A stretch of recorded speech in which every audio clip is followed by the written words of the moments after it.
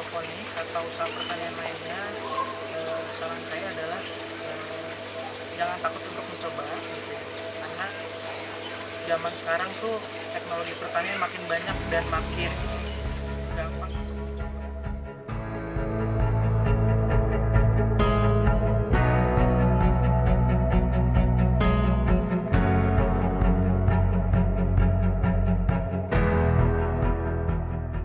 Halo AgriFriends, kembali lagi di Teh Manis Temu Ramah Agribisnis. Pada kesempatan kali ini, kami akan berbagi informasi mengenai kisah sukses berbisnis hidroponik seorang petani muda. Penasaran dengan kisah suksesnya? Mari kita simak videonya. Halo, nama saya Julian Berizi Pramono. Kebetulan saya adalah co-founder sekaligus CEO dari Amata Farm. Amata Farm sendiri bergerak di dunia pertanian, tepatnya di teknologi pertanian, khususnya kita mengembangkan usaha hidroponik. Nah, alamat kami ada di Kabupaten Karawang, jadi ada beberapa kebun yang tersebar di Kabupaten Karawang, di mana kita bagi daerahnya, yaitu ada di daerah Rengas Dengklok dan di daerah Galumas. Gitu. Latar belakang terbentuknya usaha ini adalah background saya sebenarnya adalah mahasiswa pertanian. Jadi saya di perkuliahan itu diajarkan dan diberitahu informasi tentang bagaimana kondisi pertanian di Indonesia maupun di dunia ini. Jadi kondisi yang ada itu kita sering dengar bahwa petani itu kurang makmur, kurang sejahtera. Kemudian produk-produk pertanian yang kita punya itu sebenarnya kadang bukan produk premium, yang harusnya pertanian itu kan berpengaruh terhadap kesehatan kita karena dimasukkan ke dalam tubuh kita. Tapi yang kita dengar bahwa pertanian itu kurang sehat, banyak pestisida yang dipakai, kemudian kurang sejahteranya petani, terus lahan makin sempit gitu. Jadi dari sana permasalahan itu saya dan teman-teman di Amata Farm ini concern ke teknologi pertanian, di mana kita mencoba untuk memecahkan masalah-masalah yang ada gitu. Seperti kayak lahan sempit, akhirnya kita mengembangkan dunia hidroponik gitu. Hidroponik itu sebenarnya basicnya adalah bercocok tanam menggunakan media tanam air ya. Jadi bisa dari talang, bisa pakai ember, bisa pakai styrofoam, bisa pakai alat-alat yang ada di rumah gitu. Dan kita bisa membudidayakan jenis tanaman yang beragam karena nutrisi yang dipakai itu bisa disetting untuk kebutuhan si tanaman. Contohnya misalkan kayak tomat gitu. Nah, kalau misalkan kita tahu tomat itu bisa dibudidayakan di dataran tinggi, sedangkan di Kabupaten Karawang sendiri itu dataran rendah gitu. Tapi kita bisa membudidayakannya karena kita memakai sistem hidroponik gitu. Jadi salah satu problem solving itu akhirnya kita menemukan banyak solusi-solusi yang lainnya gitu. Seperti contohnya petani-petani yang dia sekarang udah mulai banyak, sebenarnya dia petani tapi nggak punya lahan. Nah, dia hanya punya halaman rumah gitu. Jadinya kita bimbing, kita coba bareng-bareng bergerak untuk kita budidaya hidroponik. Akhirnya dia punya penghidupan tambahan pemasukan dari hidroponik kayak gitu. Jadi kita dari Amata Farm itu mencoba untuk memproduksi sayuran yang sehat tanpa pestisida. Kemudian kita juga merangkul beberapa orang yang mau menjadi petani milenial ya, seperti saya contohnya dan teman-teman yang lainnya, untuk kita bareng-bareng bikin sebuah produk lokal asli Karawang yang bisa setara dengan produk-produk premium seperti itu. Oke, untuk greenhouse yang kita sedang running sekarang itu kebetulan ada 4 greenhouse. Jadi kami bekerja sama dengan para petani yang punya lahan atau bukan lahan, jadi halaman rumah yang sekitar 100 sampai 150 meter kita bikinin greenhouse. itu dengan sistem diantaranya adalah NFT, kemudian ada DFT, kemudian ada sistem rakit apung gitu. Nah, masing-masing sistem itu punya kelebihan dan kekurangannya masing-masing. Seperti contohnya sistem NFT itu adalah sistem yang biasanya pakai talang air ataupun pipa, kemudian dia dimiringkan dengan derajat yang sudah disesuaikan, kemudian aliran airnya akan didistribusikan dengan debit air yang kecil. Nah, kelebihannya adalah dia tanaman itu lebih menyerap oksigen lebih banyak dibandingkan sistem yang lainnya, karena sirkulasi air yang didistribusikan ke dalam akar-akar tanaman itu akan berganti dan disirkulasikan lagi untuk menambahkan freshnya lagi gitu. Nah, kemudian untuk kelemahannya itu ketika ada padam listrik, biasanya di beberapa tempat itu ada padam listrik yang rutin. Nah, itu akan menyebabkan pompa yang menyalurkan si air itu mati. Jadinya tidak ada air yang mengendap di talang air. Jadinya kita harus memaksimalkan tumbuh tanaman dan mempertahankannya itu dengan kita sebutnya guyur ponik. Itu kita guyur pakai alat untuk menambah air di akarnya, menggantikan si pompa tadi gitu. Untuk DFT sendiri kelebihannya adalah DFT itu sebenarnya sistem yang dia airnya menggenang. Jadi ketika padam listrik itu dia tidak kena masalah, tapi ketika dia sudah masa panennya sudah keberapa kali, itu akan menimbulkan banyak lumut dan susah dibersihkan, karena balik lagi DFT itu sebenarnya adalah air yang menggenang dan menyebabkan lumut itu lebih banyak dibandingkan si NFT tadi. Nah, untuk sistem yang ketiga itu rakit apung, di mana rakit apung itu kita memanfaatkan styrofoam bekas dan kita genangkan air di dalam styrofoam itu, kemudian dialirkan airnya itu menggunakan aerator kecil yang bisa menyebabkan sirkulasi oksigen terhadap tanaman gitu. Kelebihannya adalah si akarnya itu akan lebih bersih dibandingkan dua sistem tadi. Tapi dari segi percepatan pertumbuhan itu mungkin akan sedikit lebih lama gitu. Dan dia lebih boros nutrisi karena debit air yang kita gunakan lebih banyak kayak gitu. Untuk cara panen sistem hidroponik sendiri itu kebetulan cukup mudah juga teman-teman. Jadi kita tinggal mencabut sayurannya dari instalasi, tapi memang ada beberapa sayuran yang dipotong daunnya saja, seperti contohnya daun mint atau kale gitu ya. Itu hanya dipotong ujung-ujung daunnya saja gitu. Nah, untuk pengemasannya sendiri kita itu tinggal masukin ke dalam plastik atau paper bag, atau disesuaikan dengan pesanan. Ketika pesanannya itu per pack, berarti kita masukkan ke dalam plastik, kemudian kita sealer dengan sealer yang bisa memanaskan si plastik itu menjadi bungkus, kemudian tanaman siap untuk dikirim gitu. Nah, untuk kendala usaha sendiri, pertama kali mulainya Amata Farm ini memang hidroponik itu baru muncul di Karawang, baru marak. Jadi kita kendalanya adalah mengedukasi bagaimana konsumen tahu bahwa sayuran hidroponik itu berbeda dengan sayuran konvensional yang lainnya. Kemudian hidroponik ini memang value-nya itu sedikit lebih mahal dibandingkan sayuran konvensional. Nah, jadi kendalanya di edukasi konsumennya. Jadi di awal memang pasarnya itu memang kita sangat buta sekali teman-teman.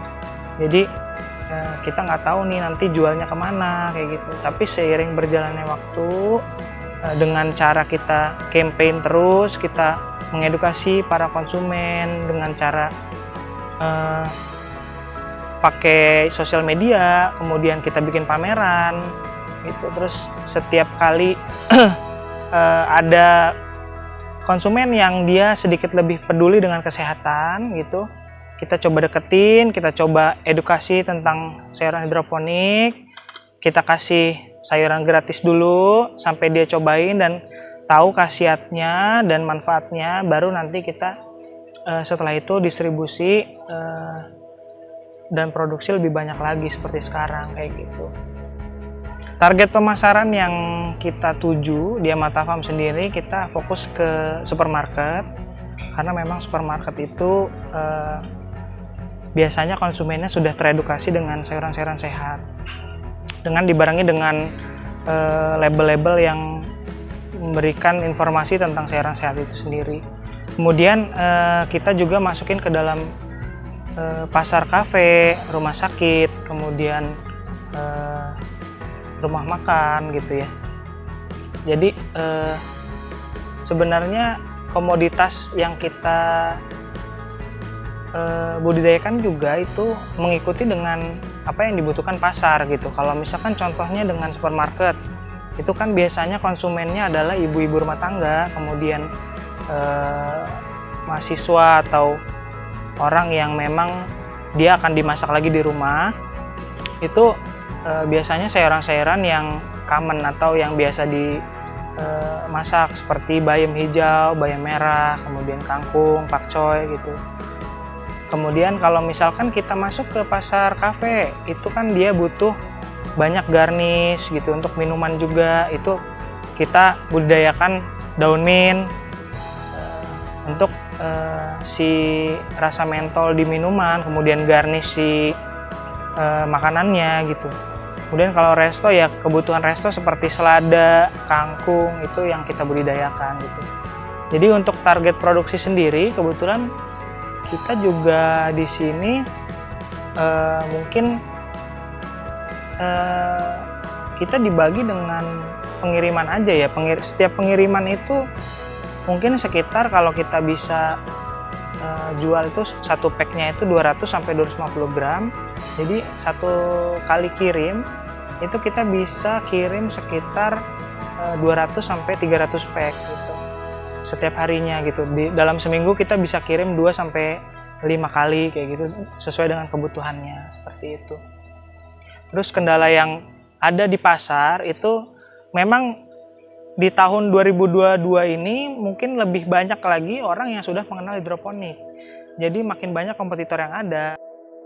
Awal mula kita bisa masuk ke supermarket itu awalnya adalah jadi produk kami tentunya banyak penolakan ya. Kita coba masuk ke supermarket. Awalnya kita hanya pura-pura beli, kemudian ketemu dengan manajer di sana gitu. Tapi banyak penolakan gitu karena produk kita tuh mungkin bagus secara sayuran tapi packagingnya kurang. Jadi kita terus belajar, kita perbaiki packagingnya, terus kita perbaikin dengan rotasi tanamannya.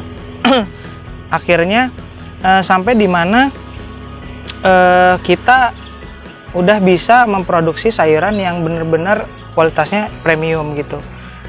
Akhirnya kita bisa baca di mana supermarket itu biasanya punya cabang pusat. Nah, di cabang pusat itu akhirnya kita coba presentasi ke sana. Kita coba kasih tahu kelebihan sayuran kita. Kemudian kita coba mulai di satu store dulu, yaitu di Yogyakarta Karawang awalnya gitu ya. Kita coba di Yogyakarta Karawang, ternyata konsumen lokal tuh antusias dengan produk lokal Amata sendiri gitu. Jadi dari situ akhirnya alhamdulillah sekarang itu kita udah supply di 4 store Yogya di Indonesia kayak gitu. Untuk kendalanya sendiri adalah memang ketika kompetisi pasar yang ada itu sudah mulai lumayan kompetitif, akhirnya kita harus transformasi bisnis.